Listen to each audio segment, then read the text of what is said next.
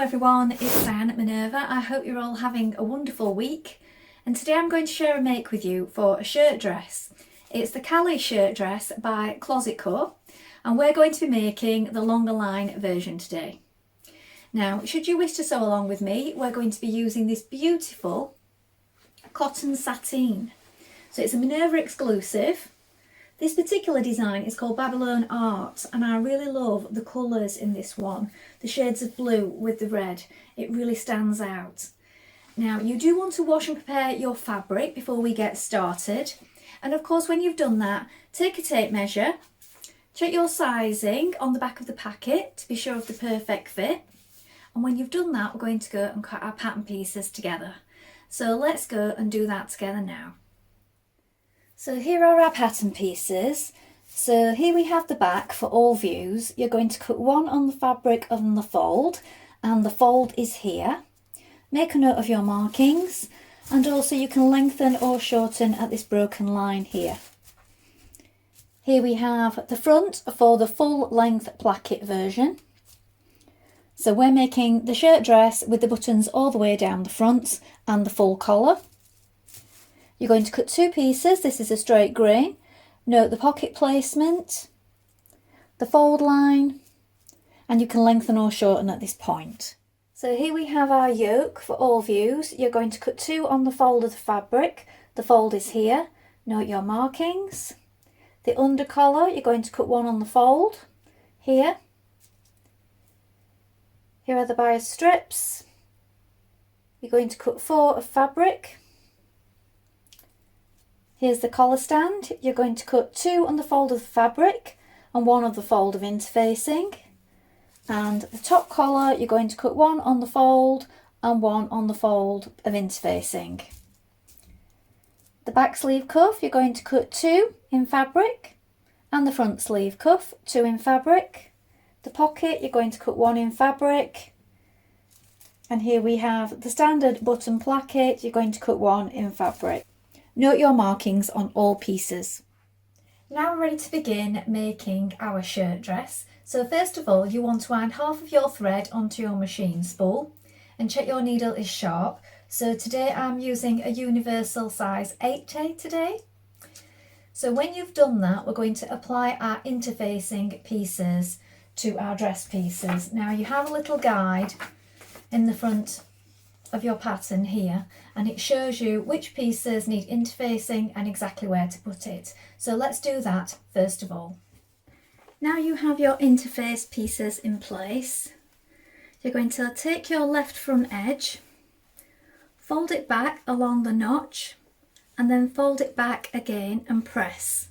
So it will look like this on the inside, on the wrong side. So you've got this double fold. Now we're going to stitch all the way down this folded edge 3mm away from the fold.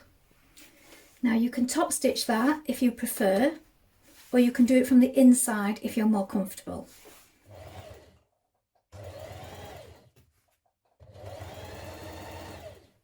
Now you're going to prepare the button placket by folding it in half, wrong sides together, and then placing it on your right shirt front. Now this is the side that you've trimmed. Now when you place it on, you want your facing, so your interface piece, to the shirt front here, like this. Stitch it in place. Now the seam allowances in this pattern are 1.6 centimetres unless I state otherwise.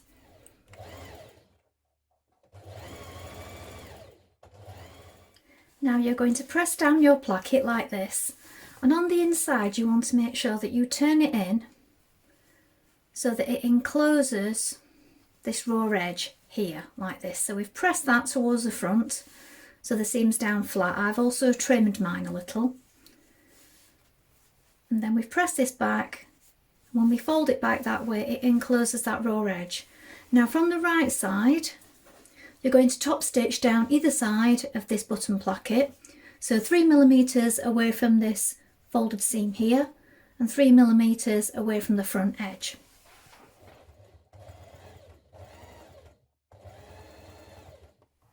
Now on your pocket piece, you're going to turn back the raw edge at the tops like this, 1 centimetre. Then you're going to fold it back on the fold line.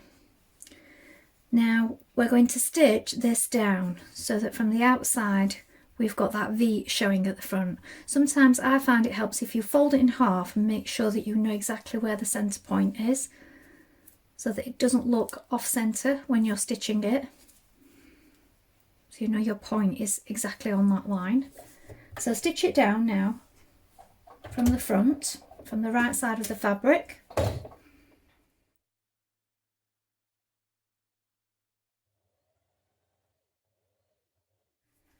Now you're going to press back the remainder of the curved edge. Now, if you're finding this difficult, what you can do is you can do a little line of stitching around here, around each of the curves, and then you can pull on those and it will help it to curve inwards when you press it. So sometimes that's helpful. So if you do that within the 1 centimetre stitch line,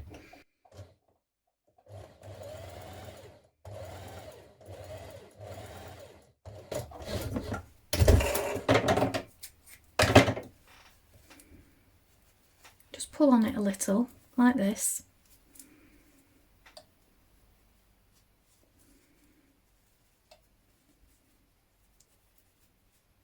And then press it with your iron and you'll find that that gives you a better curve. Now pin your pocket in place on the left front at the markings indicated, and now we're going to edge stitch around it. Reinforce either corner here and you can come down at a slight angle to reinforce these parts where the seam is turned in on the inside.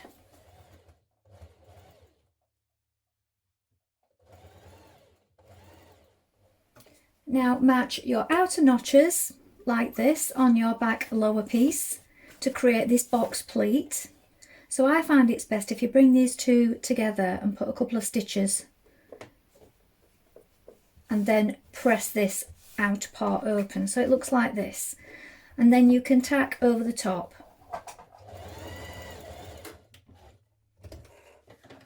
Alternatively, you could have the inverted pleat like this showing on the right side, so it's up to you whether you have the inverted or the box pleat on the right side, whichever is your preference. Now line up one of the yokes along that top edge with right size facing like this and stitch it in place with a 1.6 centimetre seam allowance. Now sandwich in the shirt in between, stitch the other yoke in place, so this time you'll want the right side of the fabric of the yoke facing the wrong side of the fabric of the shirt on this side.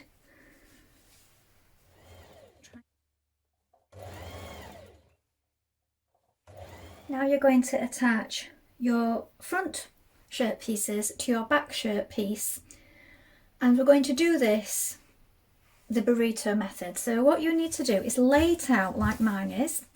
So this is the bottom of the shirt and we've got this yoke part still laying open at the moment. So as you can see, we've got wrong sides of both facing up like this. And then your front piece, look, it wants to be the wrong side against the right side of this bottom yoke. So pin it to it like this on both sides, and first of all we're going to stitch these in place with a 1.6 centimetre seam allowance.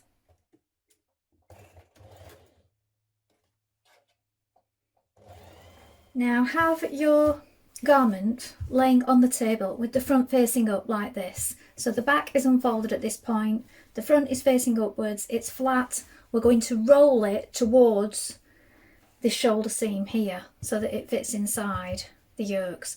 Now if you think you're going to struggle getting on that same seam allowance when you do this shoulder seam, you may want to do it 5/8 of an inch or a little smaller. That's up to you. We're going to need to try and get in that same line of stitching, so you might want to do that first seam a little smaller if you think you're going to struggle. Now we're going to roll it, and you're going to roll it as neatly as you can so that it will fit and we have space to sew. So try and keep it tight. Now stitch it in place. Now we're going to pull it through. My only disagreement with this method is that You do get a little bit crumpled. You need another good press after that. Now top stitch your shoulder seam towards the back. So give it a press first of all.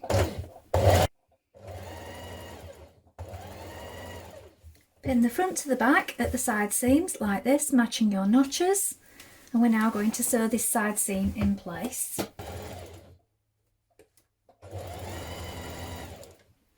Now you're going to sew together your bias strips. So you want one right side facing up and one right side facing towards it like this, and you're going to sew them together at a 90-degree angle. So you're going to sew on the diagonal like this. And this will be used for your hem to give a nice finish because it's such a deep curve. Carry on with the remainder of your pieces, attaching them in this way until you have one long continuous strip. Now pin your bias tape all the way around your hem. You're going to leave about 1.2 centimetres hanging over each side. And we're now going to stitch this in place with a 6mm seam allowance.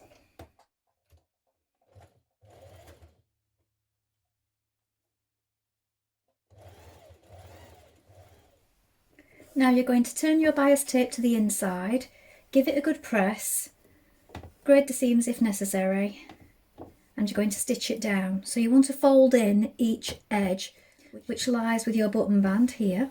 So that's folded back in on itself, and we're stitching from the inside.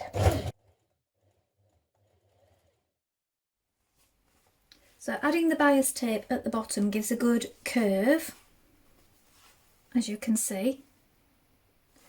But if you don't wish to do this, you could just do a baby hem on the bottom. Now you're going to take your interfaced collar stand and we're going to pin it to our neckline of our shirt dress. Notches need to line up and it will be hanging over, look, by your seam allowance. We're now going to stitch this in place. Pin your under collar to your top collar and stitch around the outer edge. Now turn your collar through and we're going to top stitch on the edge.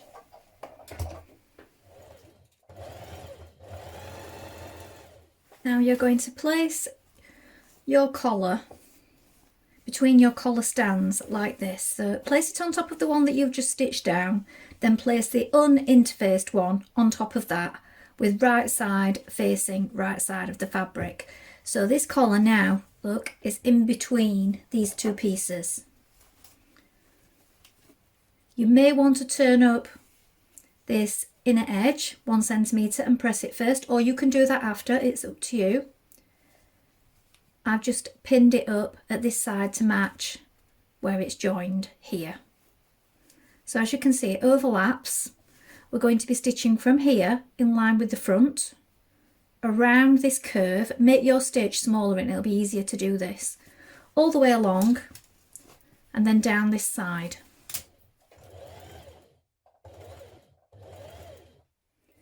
Now with your turned under raw edge here, you can press this in position. Make sure that the seam is upwards. We're going to stitch this in place. Do this from the inside, catching it down to the back of the collar stand. Now top stitch around the outer edge of the collar stand. Now align your front and your back cuffs together. Along the angled seam here we're going to sew, and then we're going to sew along the straight edge at the bottom.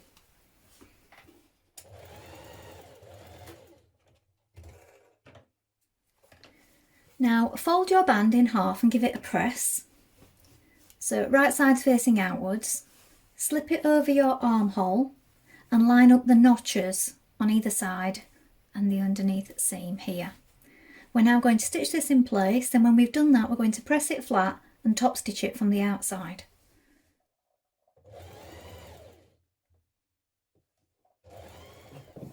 Now top stitch your seam down onto your band. So your seam is facing towards the band and we're top stitching it just on the edge here, a couple of millimetres away. Now use your buttonhole guide and remark your buttonholes. Now when you've created your buttonholes, I found it's best to add one button at a time. Button it up and then mark for the next one. That way you make sure that they're all lying flat. Because sometimes if you do them all at once and then button it up, you find that some of them have gone out of alignment. So add each one, button it up and then do the next one. So here is the finished shirt dress. And the bias tape really gives it a nice curve at the bottom.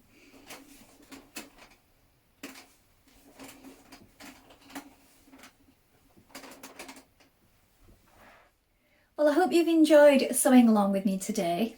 I think this is a really fun make, and there are variations you can make on it. So you can do it with the concealed button placket, or you could do it with the halfway placket that comes halfway down the front. Make it as a blouse with the split level hem. Lots of different ways. So I look forward to seeing what you've been making. Remember to include any photographs because we always love to see your makes. Don't forget to take a look at the Minerva Craft Club to get 10% off all your orders for a whole year. And also create a free account with us to join in with our wonderful worldwide sewing community. Well, that's all from me for today, but I hope to be back soon with another sew along for you. If you like what I'm wearing today, I will link it in the description below. Thank you so much for watching. Bye for now.